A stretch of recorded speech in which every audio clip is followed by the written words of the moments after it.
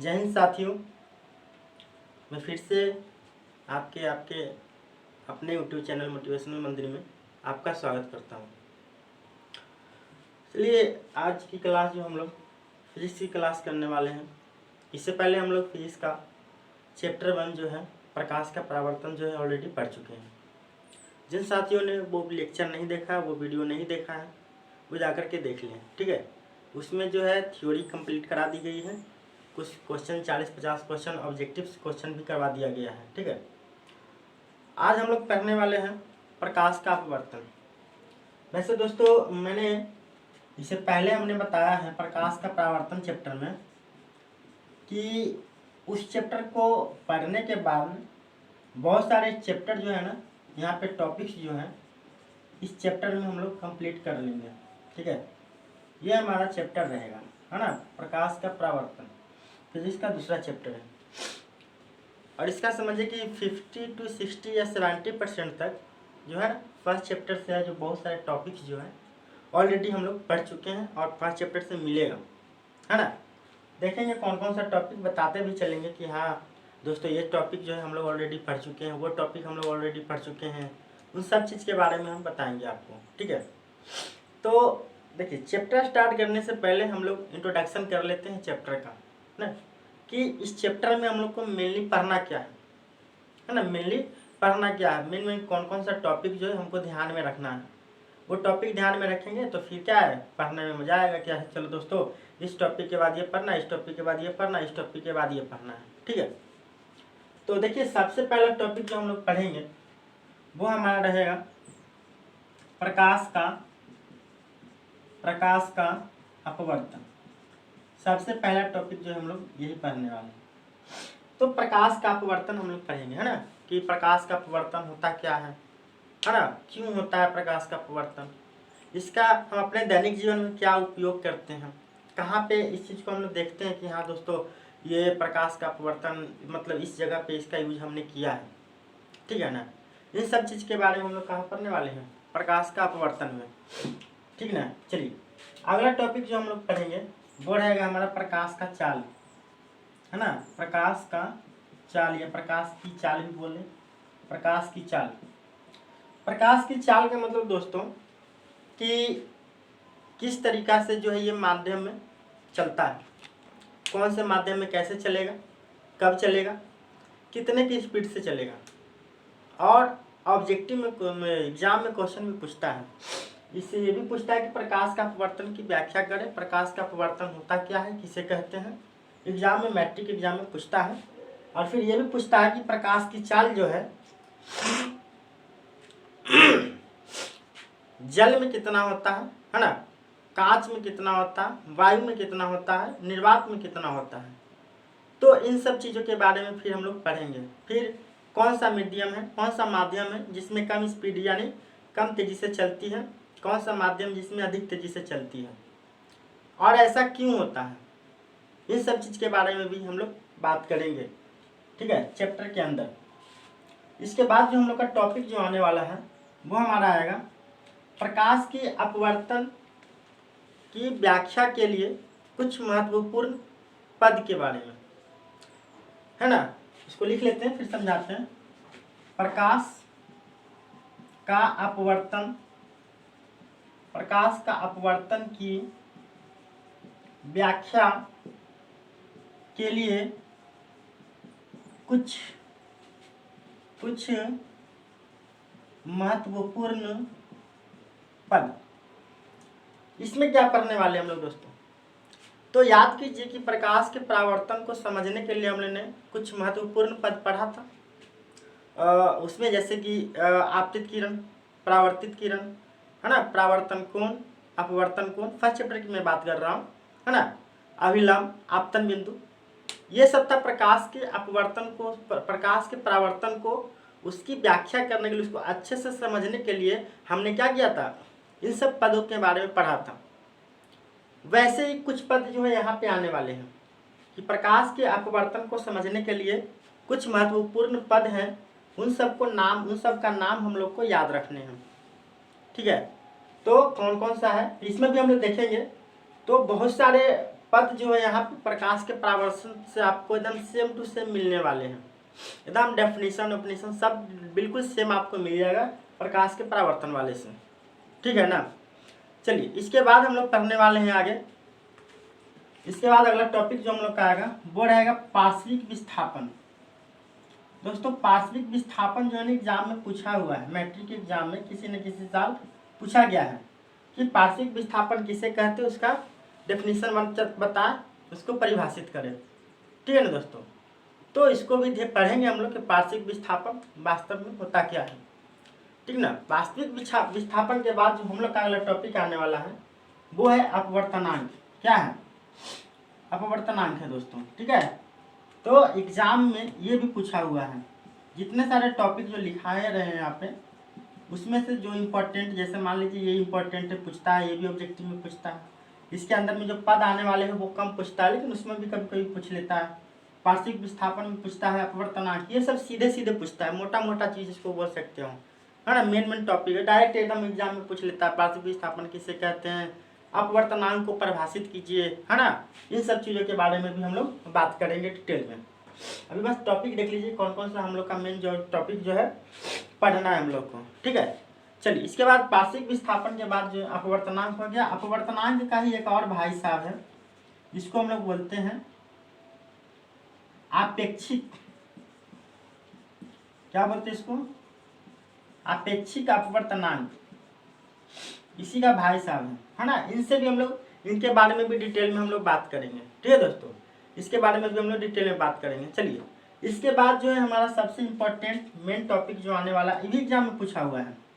अब इसके बाद जो अगला टॉपिक जो हम लोग पढ़ेंगे वो रहेगा अपवर्तन के नियम। क्या रहेंगे? अपवर्तन के नियम। अपवर्तन के नियम या अपवर्तन का नियम, प्रकाश के अपवर्तन का नियम इसको बोला जाता है। तो दोस्तों जिस तरीका से हमने प्रकाश का परावर्तन का नियम हमने पढ़ा है, दो गो होता है, वैसे ही हम लोग यहाँ पे भी देखेंगे कि प्रकाश के अपवर्तन के नियम भी कितने होते हैं? 2 होते हैं। और उनमें से एक चीज़ देखने को मिलेगा कि इसका जो फर्स्ट नियम जो होता है प्रकाश के परावर्तन का, वो जो है इसके प्रकाश के अपवर्तन के नियम से जो है ना बिल्कुल सेम टू सेम हमारा मिलेगा, ठीक है ना। चलिए इसके बाद जो अगला टॉपिक जो हम लोग पढ़ेंगे इसके बाद अपवर्तन के नियम के बाद, वो हमारा रहेगा प्रिज्म, ठीक है। क्या रहेगा? प्रिज्म। तो प्रिज्म के बारे में भी हम लोग बात करेंगे। प्रिज्म से रिलेटेड भी क्वेश्चन बहुत सारा पूछा गया है, और एक क्वेश्चन प्रिज्म से रिलेटेड बहुत ही इंपॉर्टेंट क्वेश्चन जो बहुत बार पूछता है वो आपका है कि प्रिज्म जो है कितने सतहों से घिरा होता है ना। प्रिज्म जो है कितने सतहों से घिरा होता है, ये एग्जाम में पूछा हुआ क्वेश्चन है। प्रीवियस ईयर बुक आप उठाइए और जितने सारे टॉपिक्स का हम नाम ले रहे हैं वो एक बार देख लीजिए जा करके, है ना। आपको अंदाज़ा लग जाएगा कि बहुत सारे क्वेश्चन जो है किस तरीक़ा से पूछा जाता है ना। चलिए इसके बाद हम लोग पढ़ने वाले हैं लेंस के बारे में। इसके बारे में लेंस के बारे में पढ़ेंगे कि लेंस जो होता है किसे कहते हैं, कितने प्रकार के लेंस होते हैं, है ना, कौन कौन सा लेंस होता है, उसका डेफिनेशन वगैरह, उन सब चीज़ों के बारे में भी हम लोग बात करेंगे। जैसे लेंस के बाद हम लोग क्या करेंगे, इसके बाद लेंस में ना जिस तरीक़ा से हमने वक्ता केंद्र या वक्ता त्रिज्या, जैसे वक्ता केंद्र के बारे में हम लोगों ने पढ़ा था वैसे, और फिर मुख्य अक्ष के बारे में पढ़ा था प्रकाश के परावर्तन में, वैसे ही हम लोग फिर यहाँ पढ़ने वाले हैं, क्या पढ़ने वाले हैं, वक्ता केंद्र के बारे में, है ना। वक्ता केंद्र और मुख्य अक्ष के बारे में हम लोग बात करेंगे, मुख्य अक्ष। फिर दोस्तों इसके बाद फिर हम लोग बात करेंगे लेंस की क्रिया के बारे में, है ना। लेंस जो है कैसे काम करती है, किस तरीक़ा से काम करती है, उनके बारे में हम लोग बात करेंगे। और उसी में ये भी पढ़ने वाले हैं कि किस लेंस को, जैसे अपसारी लेंस किसे कहते हैं, अभिसारी लेंस किसे कहते हैं, इन सब के बारे में भी हम लोग यहीं पे पढ़ने वाले हैं अगला टॉपिक में, ठीक है। लेंस की क्रिया लेंस की क्रिया के बारे में बात करेंगे कि लेंस कैसे काम करता है ना, लेंस किस तरीका से काम करता है, इनके बारे में हम लोग बात करने वाले हैं, ठीक है। अपसारी लेंस किसे, कौन से लेंस को अपसारी लेंस कहा जाता है, क्यों कहा जाता है, इनके बारे में भी हम लोग बात करने वाले हैं, ठीक है।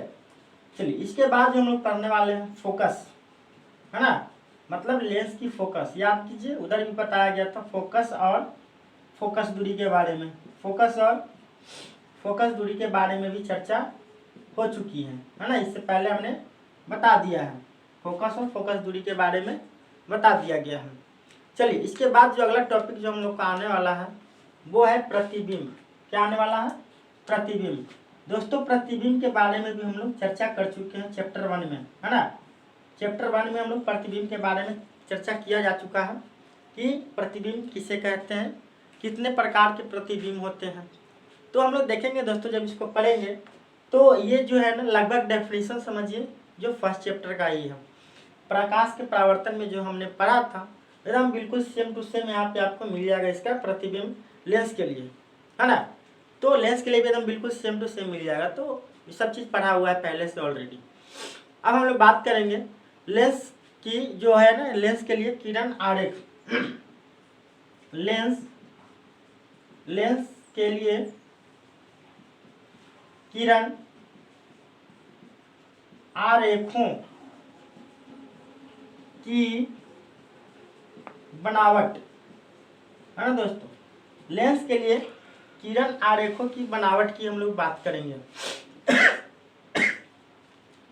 जैसे याद कीजिए हमने पढ़ा था एक टॉपिक गोलीय दर्पण के लिए किरण आरेखों की बनावट की हमने बात किया था।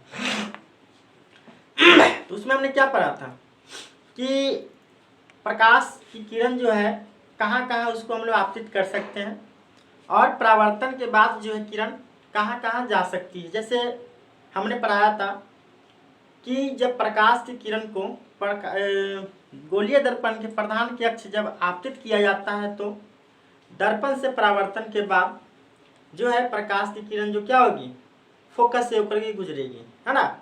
फिर हमने बताया था कि अगर फोकस की दिशा में आपतित करते हैं तो दर्पण से परावर्तन के बाद क्या होगी दोस्तों, वो फिर प्रधान अक्ष के समानांतर निकल जाएगी, है ना। वक्ता केंद्र की दिशा में डालेंगे तो वक्ता केंद्र की उसी पथ पे वापस लौट जाती थी। फिर फोकस में डालते हैं तो उतने ही एंगल पे वापस निकल जाती है ना। वैसे ही कुछ चीज़ें हम लोग यहाँ पे भी पढ़ने वाले हैं कि लेंस के लिए किरण आरेखों की बनावट, यानी लेंस में भी कैसे कैसे वहाँ पे किरण आरेख बनने वाले हैं, है ना। जैसे ये हम लोग पढ़ लेंगे तब हम लोग दोस्तों पढ़ेंगे इसके बाद हम लोग दोस्तों पढ़ेंगे अवतल लेंस से संबंधित जो भी है उसके बारे में कि अवतल लेंस से बने प्रतिबिंब जो है अवतल लेंस में किस तरीका से प्रतिबिंब जो है बनेगी, है ना। उसके बारे में फिर हम लोग बात करेंगे। चलिए देखते हैं आगे। अवतल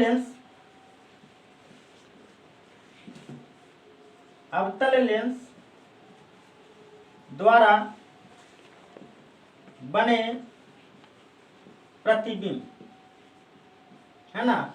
अवतल लेंस द्वारा बने प्रतिबिंब, अवतल लेंस द्वारा बने प्रतिबिंब की फिर हम लोग बात करेंगे, ठीक है ना।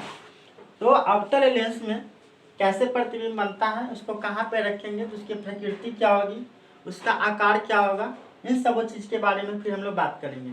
और अवतल लेंस से बने प्रतिबिंब के बाद आता है उत्तल लेंस, है ना। उत्तल लेंस द्वारा बने प्रतिबिंब, उत्तल लेंस में भी हम लोग देखेंगे कि वस्तु को अगर उत्तल लेंस के सामने रखते हैं तो कैसा प्रतिबिंब बनता है, उसकी प्रकृति क्या होती है ना। कहाँ उसका जो आकार क्या होगा, स्थिति क्या होगी। और ये भी इम्पोर्टेंट है ना, एग्जाम में ये भी पूछा हुआ है। मतलब इससे भी एग्जाम में पूछा क्वेश्चन, इससे भी पूछा हुआ है, ये नहीं ये इससे पूछा हुआ है क्वेश्चन, प्रतिबिंब से तो पूछा हुआ है, ये इससे पूछा और ये दोनों से भी पूछा हुआ है, ठीक है। ये सारे के सारे इंपॉर्टेंट टॉपिक्स जो है जो एग्जाम में इससे पूछे गए हैं। चलिए अगला स्टार्ट देखते हैं, अगला क्या है, इसको हटा देते हैं। अगला टॉपिक जो हम लोग का आएगा इसके बाद लेंसों के लिए चिन्ह परिपाटी, है ना। अगला टॉपिक आएगा लेंसों के लिए चिन्ह परिपाटी, लेंसों के लिए चिन्ह परिपाटी, ठीक है। तो इसके बारे में हम लोग बात करेंगे। तो इसके बारे में भी हम लोग पढ़ चुके हैं, ज़्यादा समझने में परेशानी नहीं, दिक्कत नहीं होगी, ठीक है। इसके बारे में भी हम लोग चर्चा कर चुके हैं कि चिन्ह परिपाटी क्या होता है। तो यहाँ पे देखेंगे जिस तरीका से हमने गोलीय दर्पण के लिए पढ़ा था चिन्ह परिपाटी, वैसे ही बिल्कुल सेम जो है हमें यहाँ पे भी मिलेंगे, एकदम देखने में बिल्कुल सेम लगेगा, एक एक चीज़ बिल्कुल वैसा ही मिलेगा, है ना। चिन्ह परिपाटी लेंस के लिए भी एकदम बिल्कुल सेम टू सेम मिलेगा। इसके बाद हम लोग पढ़ेंगे लेंस सूत्र क्या होता है, ठीक है। क्या पढ़ेंगे? लेंस सूत्र। जिस तरीका से हमने दर्पण सूत्र पढ़ा था, अगर दोस्तों देखिए जा करके आप देखिएगा फर्स्ट वीडियो प्रकाश का परावर्तन में, तो मैंने ऐसे ही बिल्कुल सेम टू सेम लिस्ट बनाई थी कि हम लोग को उस चैप्टर के अंदर में इन सब चीज़ के बारे में पढ़ना। तो उसमें देखिए ऐसे ही लेंस चिन्ह परिपाटी था, फिर यहाँ पे लेंस सूत्र है तो वहाँ पे क्या था? दर्पण सूत्र था, एकदम बिल्कुल सेम टू सेम, है ना। तो लेंस सूत्र जैसे जैसे दर्पण सूत्र हमने पढ़ा था वैसे एक लेंस सूत्र आने वाले हैं, और दोनों का फॉर्मूला जो है एकदम बिल्कुल सेम मिल जाएंगे, एकदम बिल्कुल सेम मिल जाएंगे, है ना। थोड़ा सा का डिफरेंस रहेगा, प्लस माइनस का डिफरेंस रहता, बाकी बिल्कुल तुमको एकदम सेम टू सेम चीज़ मिल जाएंगे आपको, ठीक है। इसके बाद एक और आता है हमारा टॉपिक, इसको हम लोग बोलते हैं आवर्धन। दोस्तों एकदम सेम टू सेम वही चीज़ है, यहाँ पे भी एकदम थोड़ा सा प्लस माइनस का अंतर रहता है, लेकिन एकदम बिल्कुल सेम फार्मूला, फिर सेम डेफिनेशन, सब चीज़ हमको आवर्धन का जो है प्रकाश का परावर्तन वाला ही मिलेगा, ठीक है। और एक लास्ट टॉपिक हम लोग का इसमें आता है, वो होता है लेंस क्षमता, है ना। लेंस की क्षमता, लेंस की क्षमता क्या होता है दोस्तों, इसको याद कर लेना है जब हम लोग टॉपिक पढ़ेंगे। तो ये इससे भी क्वेश्चन पूछा जाता है, आवर्धन पूछा जाता है, लेंस सूत्र पूछा जाता है। देखिए बहुत सारे टॉपिक हम अभी भी बता दिए आपको, है ना। इन सारे टॉपिक्स में क्या होते हैं, क्वेश्चन जो होता है पूछे जाते हैं, ठीक है। चलिए फिर हम लोग आगे टॉपिक स्टार्ट करेंगे, ठीक ना।